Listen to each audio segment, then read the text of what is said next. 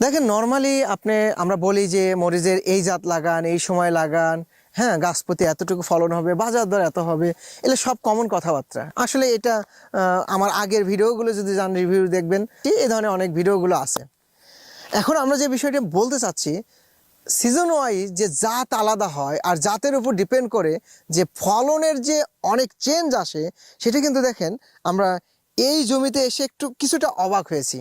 এখানে আমাদের দুইটা জাত আছে, দেখতে পাচ্ছেন মরিচের যে ফলন, আপনার কাছে দেখে মনে হবে যে এই মরিচটা হয়তো মানে নর্মাল কোনো বিষয়।